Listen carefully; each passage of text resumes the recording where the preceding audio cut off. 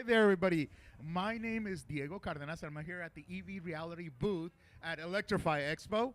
And we have with us Mr. Ronster. If you guys don't know who he is, he's a very influential YouTuber. And I'll let you explain a little bit about his background and what he's done. So, Ronster, please, for those who don't know who you are you?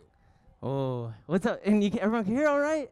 Yeah? All right, cool. What's up? I didn't come prepared with a background story, but I'll think of it.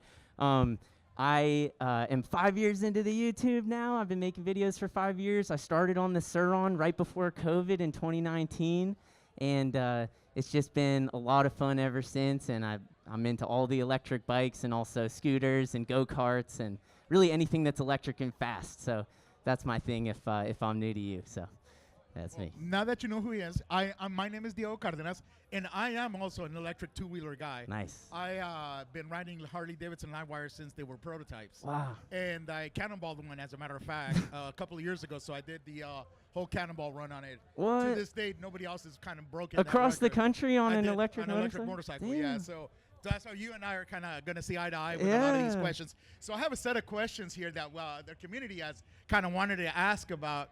And maybe you, as an influencer of this type of technology, can give them a better answer. And basically, at the end of the day, what we're looking at is they're asking about how legal is it to ride one of these things? What are the issues going on right now with the industry? What do you see going on forward? What's your take on this whole thing?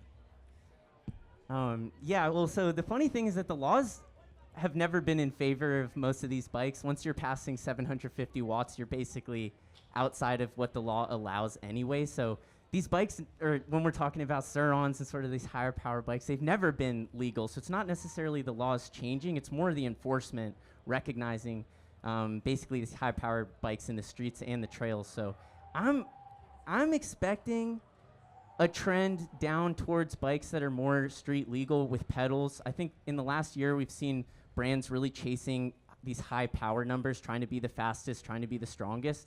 And we're kind of losing sight of like where we can even ride these bikes anymore. So I think in the next year we're going to see a trend towards bikes like the Benell, which are high power, but they're pedal, and you can kind of get away with it more, be in that gray area, which is sort of disappearing now that the enforcement's getting stepped up. Yeah. So what about the non-pedaled bikes? Where do you think that's going to go, and how is that going to evolve? Or do you think they're going to have to kind of find the category for them to kind of group them and then make people like you and many others get some sort of license? Yeah, in the ideal world, that's what would happen, right? They can make a category where you can go into the DMV and you can register it and you can have your license and insurance. That's the ideal world. Right now, they're just trying to get rid of them, so I think it's maybe all of our responsibility to put on a good image for these bikes and show that they're worth registering and making a class, because right now there's no way to register them. It's not even an option. So. Now, to let everybody know, I just got told by the producer that if anybody has any questions, please feel free, raise your hand. Our producer out there will let you to the mic, and you guys can ask your questions on live to Ronster. He'll be more than happy to ask. So if anybody has any questions, I know a lot of you guys were asking me, when is he here? When is he here? Well, now you got him here, so you're able to ask the question. So another key question that we had from the community out there, and obviously you pull a lot of community members to us here, basically, the competition is heating up between the different bikes out there. And what do you think the next level is going to be? What are they competing for right now? I mean, you know, there's so many bikes, so many different choices. What are the options nowadays that you're looking at? Yeah, so there's basically like 3 or 4 brands that are trying to be number one, which is awesome. I think competition is what makes everything the best it can be. And the focus really has been on who can be the fastest, who can be the most powerful on paper. And that's cool until a certain point, and I think we've gotten to that point, for example, with like the Uri Pro SR at 25 kilowatts or like the Altis at about the same power.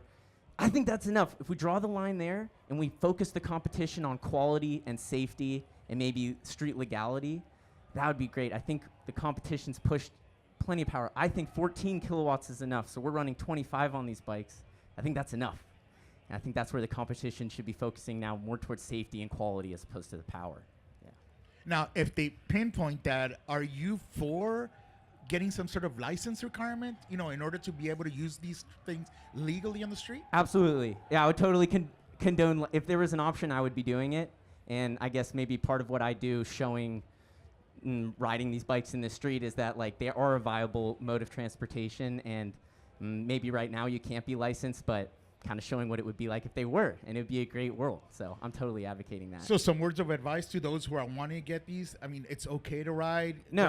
Go ahead and ride where it's supposed to be ridden. I mean, most of these bikes, you're pretty much only allowed to ride them on private property or at a racetrack, and most racetracks aren't even allowing them anymore. So I can't say publicly that you should really ride them anywhere unless it's on your own private property. Once you're above that 750 watts, I can't condone it publicly, or you know what I'm saying. Well, and it's true because, I mean, obviously these are very powerful machines nowadays. As you said, some of these bikes can really, excuse my French, haul lots of ass. Because and the issue here is that a lot of people are not properly trained. They think that they're just bicycles, and they're not really bicycles. They're more than just a bike. It's a full-blown vehicle. It's an electric motorcycle, just on a smaller scale. I mean, I'm used to. Okay, we have a question here. So let's. We have a question for Sir Ronster. What's up, bro? Right, what's your name first of all? Ramon. Ramon. What's up, Ramon. Ramon? I watch all of your videos. Thank bro. you, dude. Appreciate that. I have a knockoff Super, so I'm barely able to ride. I want to ask you, what would you say to all the worried parents out there who their kids want to get like a Talaria or even a Super 73 or even a Benell, anything? Great question. Ooh. Wow. Well, it really depends, right? How much you trust your kid. If I'm talking to the parents, like, do you trust them? Do you have their location? Who are their friends? But no, I mean, at the end of the day, once you're any more powerful than a Super 73, if I were to use an example, yeah, it's not legal. Just being straight up with the parents. So unless they're riding on private property or at a local track, I mean, you just have to know that. But I would also say it's such a great way to get your kid outside of the house, get them off the computer, get them out with their friends, explore. I'd rather take a little bit of risk and have them do that than a lot of these things going on indoors these days. So, yeah, that's a great question. Yeah. And to add to that, as a motorcyclist myself, wear the right gear. That's very important, guys. Helmet. This is not a bicycle anymore. This is something that will take you in excess of 50, 60 miles per hour. There you go. Wear the right gear. I mean, there you go. And at the end of the day, it's going to make the difference between you being able to ride 1 year or, in my case, 45 years scratch-free. The gear makes the difference. So as a parent, I tell all the other parents, too, make sure that your kid, if you're going to get on one of these, make sure you enforce the helmet line. Look, for an interview, he doesn't take it off. Goes to show you how dedicated it is for safety. Any other questions? Anybody else? Anybody else? Okay, we got one over there. Come on up. Come to the front here. Yeah, dude. And you do kind of look like me. He did. He was crazy. I was fully the video. He goes, oh. Hi, my name is Alex. What's up, Alex? My question is, what is your favorite e-bike of all time? Oh, this are on. Let's go. Suron X. Great question, though. Thanks, Alex. So, I have a question. What do you think electric motorcycles? What do you think of what's offered right now? Have you even dabbed into that? Have you looked into it? Have you done anything with that? Well, it depends what you mean by electric motorcycle, right? But as far as like a registerable, exactly, a full-size, road DOT legal, full yeah. homologated, street ready, street legal motorcycle that requires a motorcycle license. I can finally answer that. I just got my first street legal electric motorcycle, the Starkvarg EX, and I'm still waiting on the registration documents. So it's not plated or anything yet, so I can't fully answer that. Like the lifestyle of being able to ride on an electric motorcycle legally, I'm about to experience that, but it's really exciting. I mean, the Starkvarg coming out with a street legal option is huge, but I don't know, we haven't seen as many new street legal motorcycles maybe in the last year as we did the few years before. It's hard, once you get above sort of recreational riding, which is like around your neighborhood or around a track, once you get into commuting like on a highway, these large electric bikes aren't as practical as they are on sort of this recreational scale yet. So if you were to get sort of a full-size motorcycle, you'd have to be like for a short commute, which is limiting the number of people that could use one. Yeah, no, and I can attest to that, guys. Today, as a matter of fact, rode an electric motorcycle 100 miles just to get here. No. So I came all the way from Temecula and literally got here. Bike still has like 10% charge right there. What bike were you on? A Livewire. Well, I love the Livewire. Yeah, so I rode that over here. And people downplay. They go, no, electric motorcycles cannot go places. And I'm the guy who's taking it from Mexico to Canada and from LA to New York.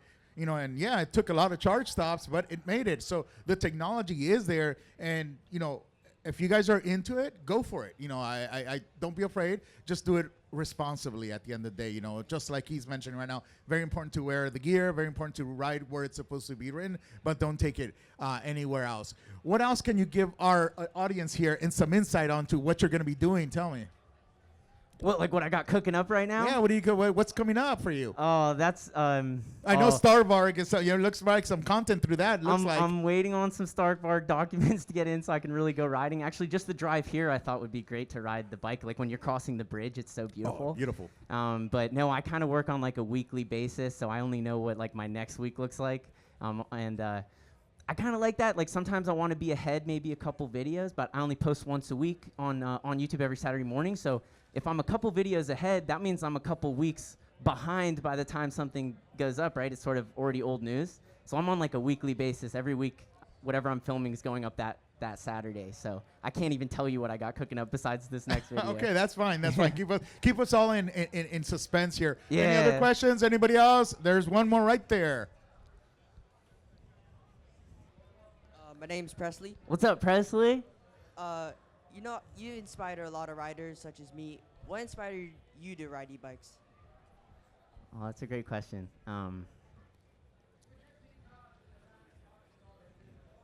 I was working in Philadelphia. I was doing door-to-door sales for Verizon.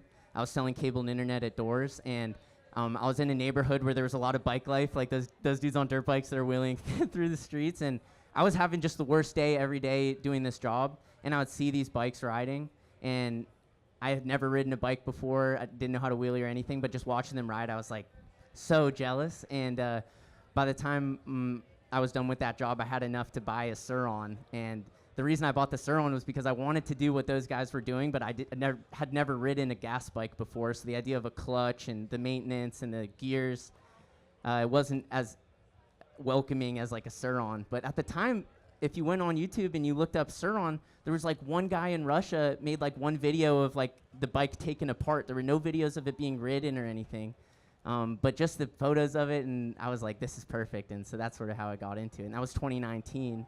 And then by 2020, the Sur-On's like the #1 bike in the world, so it was kind of good timing. But that's how I got into it. And thank you so much for asking that. Yeah. Any other questions? If not, I got one here from social media. We'll come back to you guys. So you've got two more queued up. So basically, they're asking on ride etiquette in group riding. So in motorcycle terms, we have this formation that motorcyclists do. I don't know if you guys noticed. We're all staggered. We all obey the laws. Nobody gets in anybody's way. And I'm seeing that. I see swarms of electric motorcycles. Light electric vehicles. So what's your take on that? Yeah. And it's a good point because there's actually an LA mega ride coming up, so I've been thinking about it a lot.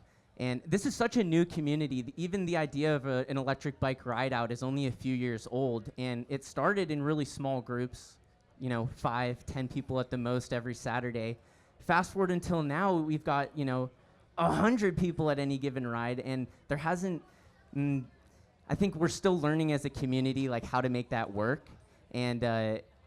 I personally think there's sort of a limit to where these group rides should be the size where it sort of stops being as fun and it becomes really more dangerous and chaotic. And we don't have that organization that you're describing. So I feel like partly my responsibility, partly all of our responsibility to keep these group rides safe. There's a group ride tonight at 7. It'd be cool to see everyone out there. Okay. But Are live wires welcome? Because I got one yeah, inside. anyone electric as far as I know. All right, guys, ride out tonight. If you brought your bike, you're joined to wheel. One more question here. So here we are. There's also one over Oh, there. there's one over there too. So My name is Christian, and my question is, will you ever learn how to ride like a regular motorcycle, like a gas one? And Great question. Great question. I've dabbled a little bit, and I did do the Motorcycle Academy for the California motorcycle license. So like I technically am licensed to ride a normal motorcycle, but that's a great point, and I will be doing a video at some point where I buy a gas bike and try it out. us EV motorcycle guys, big guys like us, we call those gasser bikes. Gassers. Gassers. Yeah. Maybe Any other questions? I think we had one. Oh, a couple more out here.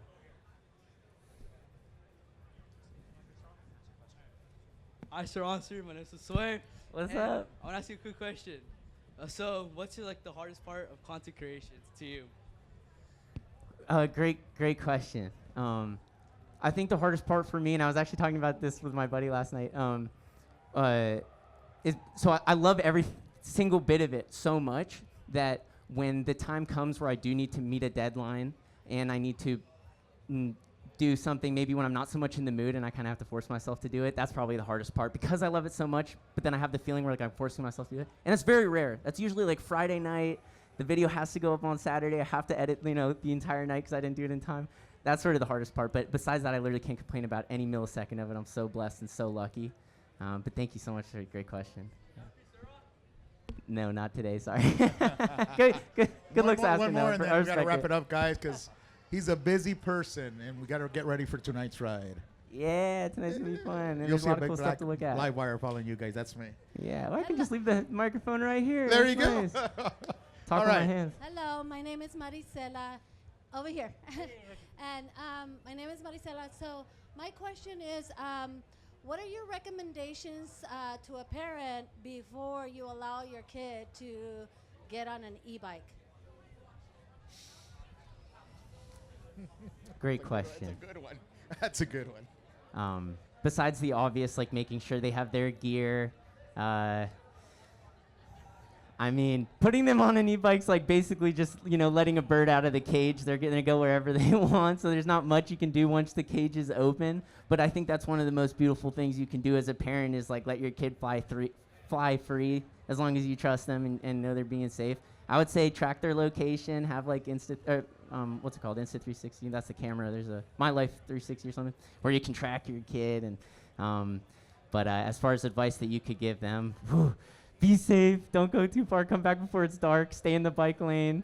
But good for you for considering having your kid out there on a bike. I think that's awesome. I didn't have that as a kid, and I feel like I'm living my life now, sort of living out that fantasy I had as a kid. So good on you. And I appreciate the question. Yeah. Oh, everybody, time is up. I'm getting the cut it up now, but he'll be here. You guys can ask questions. I know he's not gonna say. Yeah, no. I'll hang out. We'll let the next speaker come up, but I'll hang out. So my name is Diego Cardenas, and for those who don't know you, where can they find you so we can cut out with that? You can find me on YouTube, Sir Ronster, Instagram, Sir Ronster, and TikTok, Sir Ronster, and Facebook, Sir Ronster. My name is Diego Cardenas, and this is the EV Reality Booth.